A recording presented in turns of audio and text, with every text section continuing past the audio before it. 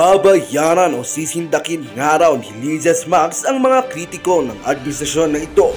Kung hindi nga raw makuha sa ensaymmadang lagayan ay ipapatumba o patatahimikin na lang na akala mo isang pelikula lang na simple lang mangyari. General Macaras nagsalita na nga sa maitim na binabala kumano ni Ahas sa mga kritiko nito.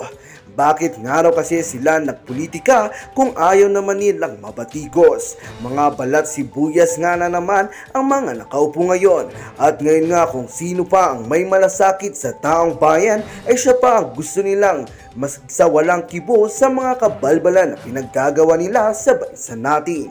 Well, ito nga ang balitang ating pakakatutukan. Ngunit bago ang lahat ay siguraduhin mag-subscribe at hit ang notification bell para tuloy-tuloy ang pagtutok mo sa mga bago at nagbabagang balita dito sa Bangon Pinas.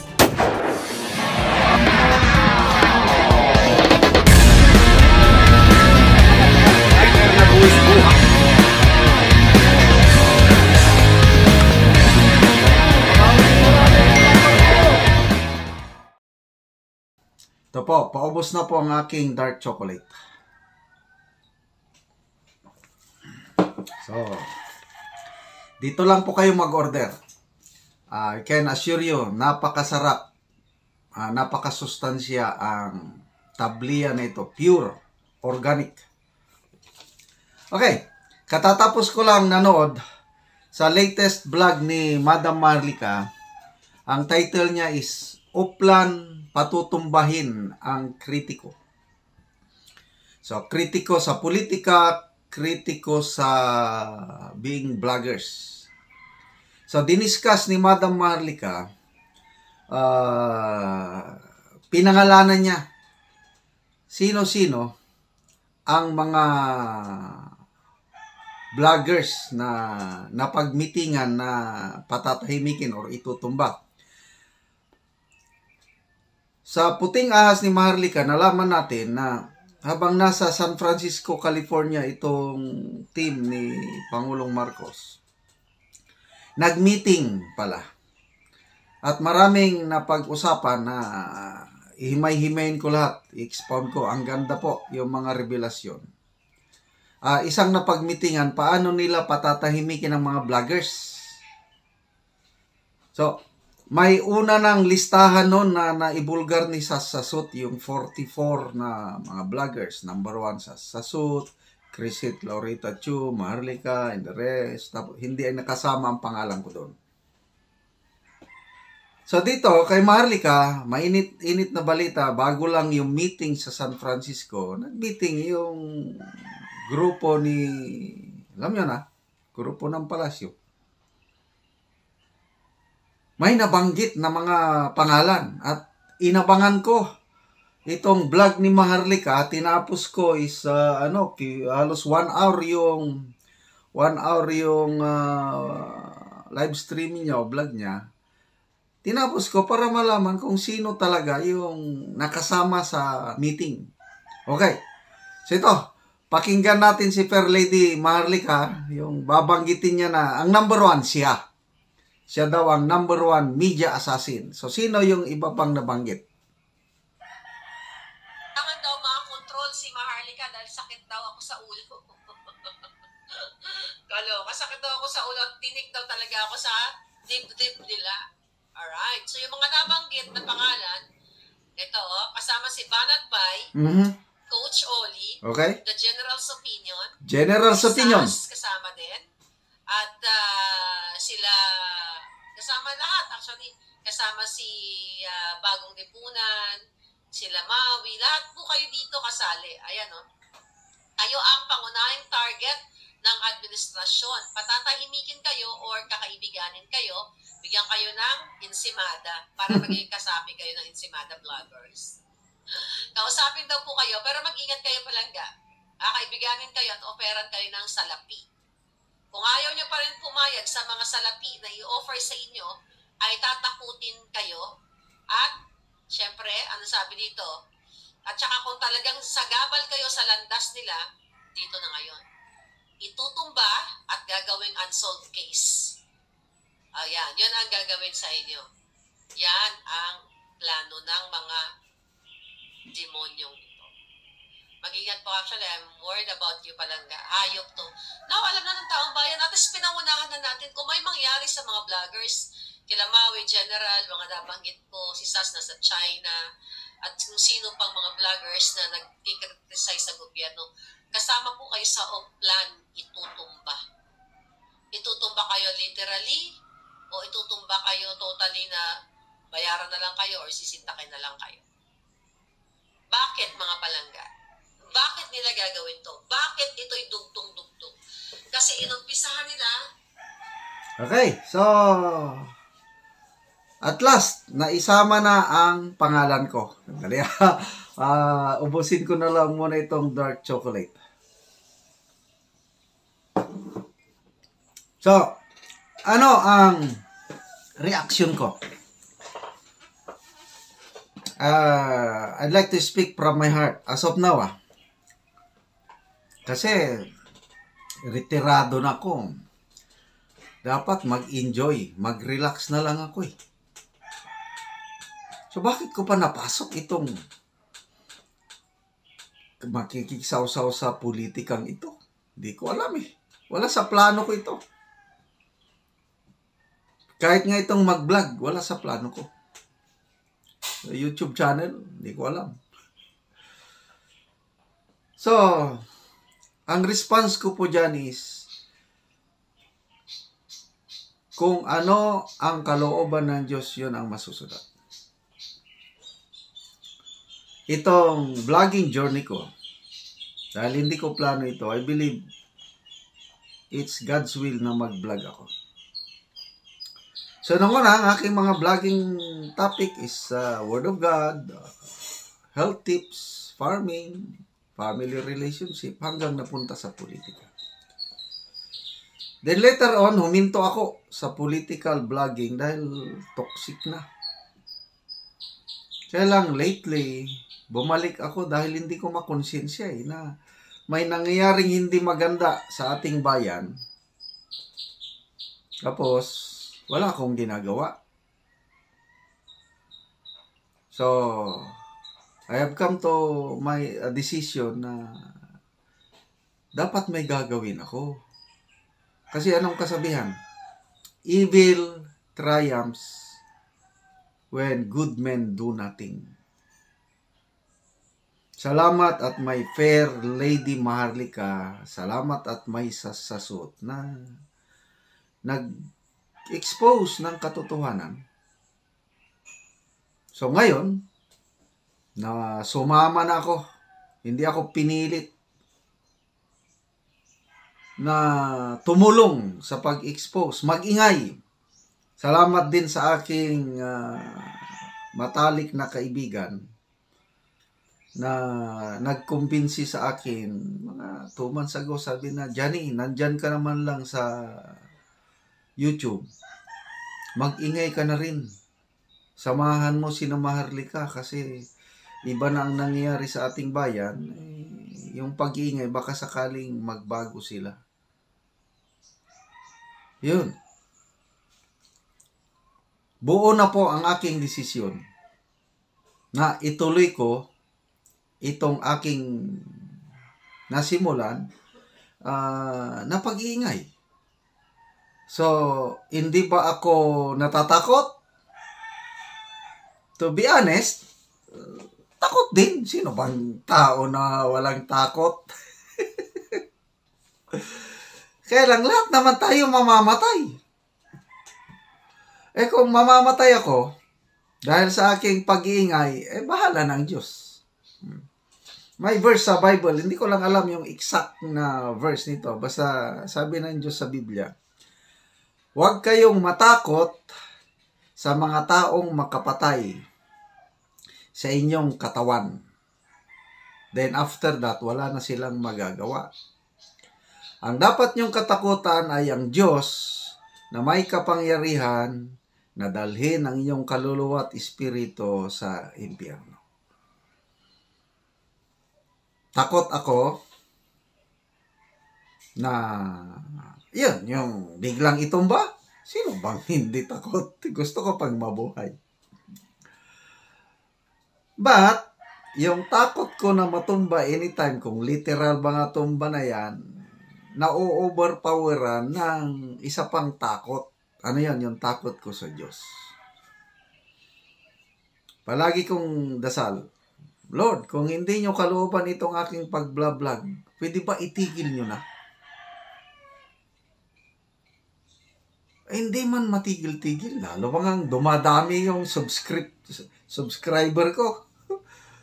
Padami ng padami. Hindi naman ako naghihikayat nga, please subscribe. Wala lang. Mamaya, tumataas. So, ito po, kung gusto kong lesson is lahat po tayo mamamatay. Yung buhay natin, ano ang katuturan? Ano ang kabuluhan? Gusto kong maging makabuluhan ang buhay ko. So kung makakontribute ako sa society, sa aking vlogging journey, salamat. At napansin ng boses ko ng Malacanang, itong aking opinion, natutuwa ako. Kung darating ang panahon na matumba ko, alam nyo na kung sinong may kagagawan, di ba? Salamat sa mga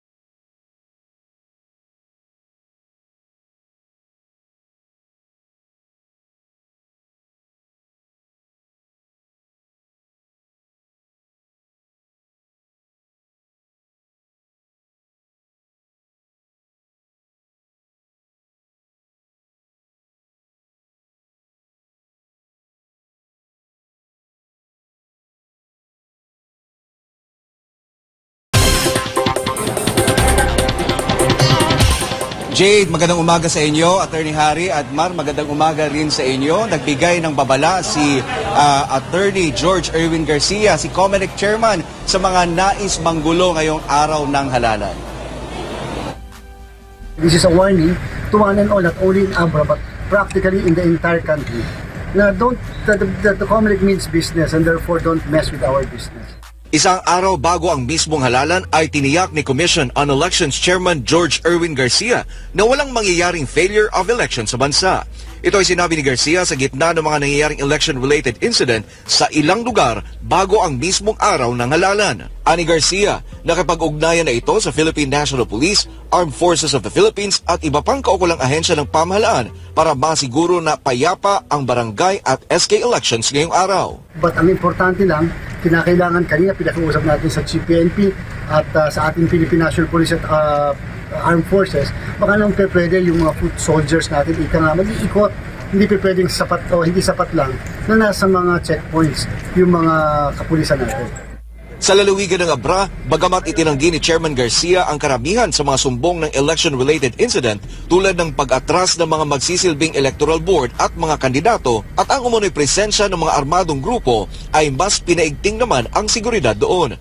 Araw ng Linggo ay binisita ng COMELEC ang probinsya kasama si Police Brigadier General Benjamin Acorda Jr. Sa Abra, 300 pulis ang idinagdag bilang bahagi ng augmentation unit. 96 nito ay mula sa Special Action Force, 200 mula sa Regional Office at 30 mula sa iba pang probinsya. Babantayan nila ang mga polling precinct at checkpoints. Ang 30 guro na ayaw magsilbi bilang Board of Election Inspectors ay pinalitan na rin ng PNP personnel. Pinalitan na rin ang Chief of Police ng Abra na ayon kay Garcia ay nasa yellow category ng COMELEC. Kung ang perception ng lahat sa buong bansa ay magulong Abra, then if we can make Abra a peaceful place for the election, then we can make any place in the country peaceful during the conduct of the election. Mga kapartner, ibig sabihin ng yellow category ay may presensya ng partisan ng mga armadong grupo sa lugar sa mga nagdaang alalan o di kaya ay una nang inilagay sa kontrol ng COMELEC ang lugar sa mga nagdaang eleksyon. Mula dito sa Marikina City, para sa Diyos sa Pilipinas kung mahal, balik sa inyo mga kapartner. Maraming salamat, Troy Gomez, live mula dyan sa Marikina. Ayan, may kapapasok lang na balita, attorney, dahil isang shooting incident ang nangyari dyan sa bahagi po ng Datuod din Sinsuat din kung saan nangyari yung sunog sa isang paaralan. No? Naganap ito kaninang alas 6 po ng umaga at as per dito sa initial report ng Police Provincial Office ng Maguindanao del Norte, no? Dalawa ang sinasabing namatay sa naturang pamamaril habang nasa 4 naman, no? At iba pa, marami-rami din yung bilang ng mga sugatan at yung mga suspect di pa malinaw dito sa sketch report ng PNP kung ito ba ay naaresto na or ongoing pa yung pagtutugis, pero meron na silang pangalan doon sa gunman at mga kasabwat nito sa naturang pamamaril. Ngayon pong araw na ito, kaninang alas 6 po ng umaga. Sa bahagi ng Cotabato, Sharif Aguac Road, sa bisinidad ng Barangay Bugawas, Datuod din Sinsuat dyan sa Maguindanao del Norte. Okay, ay naasahan po natin na sana po ay hindi na maulit ang ganitong mga insidente ng paggamit ng dahas dahil sa demokrasya po. Talaga naman po ang ating tanging sandata na ginagamit ay ang ating karapatan na para bumoto. At talaga pong hindi naman po katanggap-tanggap na kahit sino po ay maghihimasok dito sa karapatang pantao na bumoto tuwing meron po tayong halalan. Ang mga barangay voters po ay 67,839,861. Napakadami po, no? Halos kalahati ng ating total na populasyon po ay naasahang boboto para dito sa eleksyon. Meron po tayong 1,485 na municipalities, 149 cities. Ang barangay ay 42,001 at ang total voters o di naman kaya yung balota ay 91,094,820. Kasama na rito, attorney, yung mga SK na boboto sa SK. Kaya mas marami po ang mga botante ngayong araw na ito. Yung regular na bumuboto tuwing national and national presidential and midterm election, mga ganun, di ba? Almost 70 million yan ang bumuboto niyan. Ngayon kasi, kahit na yung mga minors na pasok doon sa edad para makaboto sa SK, kasama na sila. Kaya ganyan karami po ang dadagsa sa mga presinto ngayong araw nito sa barangay at SK election. Ang SK voters po ay 23,254,961.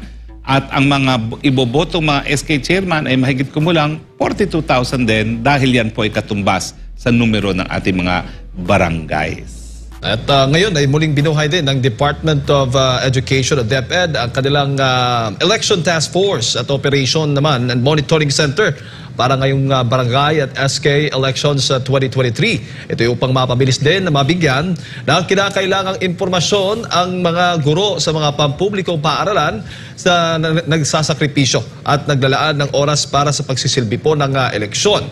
At nagpaabot naman ng pasasalamat si DepEd Secretary Sara Duterte sa poll body sa pagbibigay ng espasyo ng DepEd o sa DepEd Command Center sa panguna o sa mga pangunahing opisina ng Commission on Elections. Ayon sa DepEd, ang pagtatalaga sa mga guro bilang kabahagi ng COMELEC sa halalan ay upang mapanatili ang honest, orderly at mapayapang bilangan ng mga boto sa eleksyon. Kanina, attorney, ay nakita na natin ang ating Pangulong Bongbong Marcos na bumoto na at inantabayan din natin, attorney, yung update naman kung ni VP Sara Duterte at maging si dati Pangulong Rodrigo Duterte ay inaantabayan din natin ang kanilang pagboto dyan naman sa Davao City.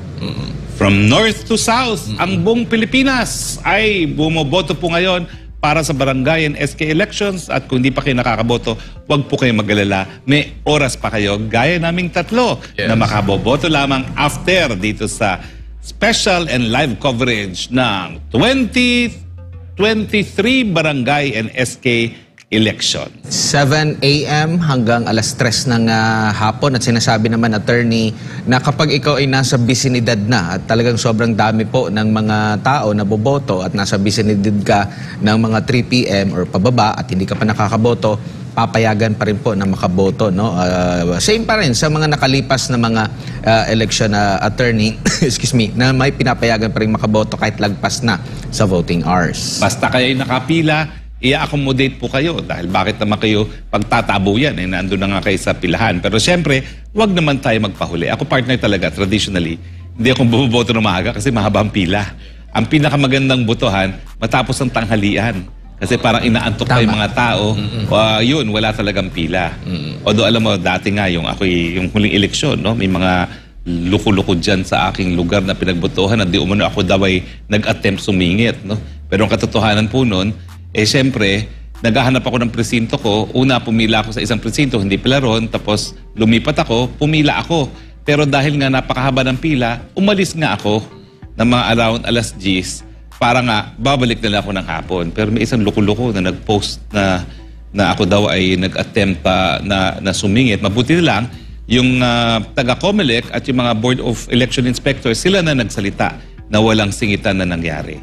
So yung mga luko-luko po dyan, bawasan po natin ang pag-iintriga dahil alyo naman, sa panahon ng social media, hindi natin alam kung anong katotohanan, anong kasinungalingan. Samantala, attorney, walang magiging aberya sa Barangay Sangguniang Kabataan Elections ngayong araw. Itong pinangako po ng Meralco, sabay ang pagtitiyak na naka-full alert sila para sa anuman pong hindi inasang pangyayari. Ayon kay Meralco spokesperson Joe Zaldarriaga, pakikisaan nila ito tungo sa mapayapang BSKE 2023. Sa katunayan, nasa 300 generator sets at 800 floodlights ang kanilang inihanda kung sakaling may service interruption. Ang Meralco ay energy supplier ng Metro Manila, Bulacan, Batangas, Cavite, Laguna, Quezon, Rizal at Candaba sa Pampanga. Attorney, may isa lang akong tanong. Kung mayroon kang gustong baguhin sa Omnibus Election Code, ano yun? Well, una-una, yung political dynasty na sabi ng ating saligang batas ay kinakailangan adresin ng Kongreso, hanggang ngayon hindi pa nangyayari. Meron sa SK lang. Meron lang sa SK. Sana nga maging maano na yun, ma-include na yan. Pangalawa, nais ko makita ng ibang provider ng automated election at nais ko magkaroon ng hybrid. Kasi talagang karapatan po ng taong bayan ay yung secret voting pero public counting. At hindi po nabibigyan ng katuparan yung public counting kapag hindi po isa sa publiko ang bilangan. Ang matagal naman talaga yung transmission So ako, agree ako na talagang i-automate natin ang transmission pero wala pa rin kapalit yung mano-mano na bilangan. Dahil by alas 12 po yan, tapos na po yan, no? At wala po talagang kapalit yung nakita ng mga watchers kung paano ang bilangan. Ngayon talaga, alam naman natin sa panahon ng automation, po pwede magkaroon na ng program yung mga makina na yan kung paano babasahin, no? O po pwede rin na gaya ng sinasabi ng mga grupo ngayon ay nagkakaroon ng palitan ng boto habang yung boto mo ay nandun sa isang third-party intermediary bago basahin talaga ng canvassing. So para maiwasan po lahat yan, ay bumalik sa mano-manong bilangan. Alam mo partners, maraming mga bansa sa Europa na talagang dati nag-automate pero bumalik sila sa mano-manong bilangan. Automated pa rin ang transmission. So yan ang nais kong makita talaga, no? Yung Kongreso na gawin ang kanyang katungkulan na nakasaad sa saligang batas, na bumuo ng batas laban sa political dynasties at magkaroon ng hybrid automation kung saan mano-mano ang bilangan pero automated ang canvassing. Kumbaga, attorney, tingin mo yan yung pinaka-safe at mabilis pa rin na pamamaraan ng eleksyon? Yan na talaga ang dapat mangyari, no? Dahil hindi po katanggap-tanggap na hindi natin nalalaman kung tama ang bilang ng makina doon sa ating mga boto. Tayo po ay may karapatan na malaman kung paano nabilang ang mga boto at least dyan sa presinto. Kumbaga, ang pagbibilang, yun lang yung mano-mano, gagawin ng mano-mano, yung pagtatransmit ng boto, yun yung automated. Automated na. Kasi dyan nagtatagal yan Dati-dati, yung mano-mano, nagpupunta yan doon sa pinakamalaking venue. No? Usually yan, yung mga sports center. Tapos aantayin mo mga resulta at doon talaga matagal kasi kada presinto ilalagay mo yan, no? Tapos babasahin yung election return, magpoprotesta yung mga abogado. So talaga napakatagal, buwan ang inaabot bago magkaroon ng proklamasyon.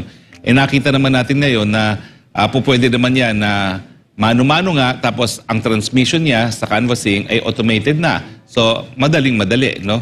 1-2 araw tapos na ang ang bilangan. Kasi nabubuhay ulit every time na merong halalan, attorney, nabubuhay agad yung sabi nila, smart magic. Ewan ko ba kung pwede natin kausapin yung mga authorities laban dito, no? Pero ako po yung tumayong abogado nung kauna-unang pagkakataon na kinuwestiyon ng Smartmatic. At yan po ang sinabi ko, no, na talagang yan po ay labag doon sa constitutional right ng taong bayan para sa secret voting and public counting. Pero iisa lang po yung justice na nag-agree sa akin ata ng mga panahon na yun. Parang iisa lang ang dissenting opinion noon. At lahat naman po ay hindi naging sagabal doon sa tingin ng marami na progreso naman na ma-automate ang ating eleksyon. No? Pero tingin ko sa mga napapabalita ngayon, lalong-lalo na itong latest incident, no, na sinasabi pa rin na di umano ay nagkaroon ng dayan itong huling eleksyon, ay para mawala na nga po yung mga agam na yan, ibalik natin sa public counting at automate natin ang canvassing. Samantala, attorney, nananatili pa rin walang untoward incident na naitatala ang Philippine National Police hanggang ngayong araw ng barangay at sangguniang kabataan elections. Ayon kay PNP Chief Police General Benjamin Acorda Jr., tuloy-tuloy ang kanilang pakikipag-ugnayan sa COMELEC, mga regional director at iba pang concerned agencies upang tiyakin ang ligtas at malinis na halalan ngayong taon. Makibalita tayo kay Paul Montibon, live mula dyan sa Camp Crame. Paul, good morning. Jade at Mar, attorney, magandang umaga sa inyo. Bagamat may mga naitatala tayo, no, na ilang mga insidente na may kaugnayan sa barangay at sangguniang kabataan elections ngayong taon, ayon naman sa Philippine National Police, sa pangkabuuan ay natili pa rin maayos, mapayapa ang itinatakbo ng proseso ng halalan ngayong taon. At dito nga sa PNP Command Center dito sa loob ng Campo Crame, ito naman ay magsisilbing tenga at mata ng ating mga kapulisan kaugnay sa pagbibigay ng mga update na doon sa mga nangyayari sa mga polling precincts sa iba't ibang panig ng bansa. Mula noong October 28, 2023, araw ng Sabado, nananatiling naka-full alert status ang PNP sa buong bansa. Katuwang ang 187,000 na mga tauhan nito na nakakalat ngayon sa mga kaukulang polling precincts. Batay sa pinakahuling tala ng PNP sa ilalim ng gun ban implementation, umabot na sa 1,992 ang naaresto sa paglabag sa nasabing kautusan, habang nasa 1,454 naman ang nakumpiskang mga armas, 2,325 ang nakadeposito for safekeeping at 1,683 naman ang naisurrender. Habang nakapagtala ang PNP ng kabuang 151 election-related reported incidents, kung saan 30 dito ang validated, 33 naman ang suspected at 88 naman ang walang kinalaman sa eleksyon.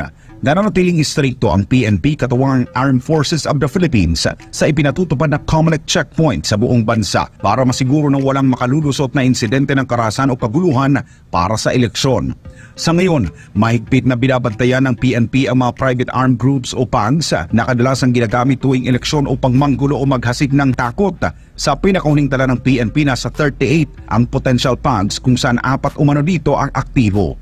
Maliban sa BARM, idineklarang nasa ilalim ng COMELEC control ang Libon, Albay at Negros Oriental dahil sa mga ilang kaso ng karahasan na may kinalaman sa nasabing halalan. Isang oras naman kasunod ang opisyal na pagsisimula ng botohan sa buong bansa. Isa sa mga kinumpirmang tututukan ng PNP ang maayos na pagtatapos nito hanggang sa bilangan ng boto at ligtas na maihatid ang mga balota sa mga munisipyo.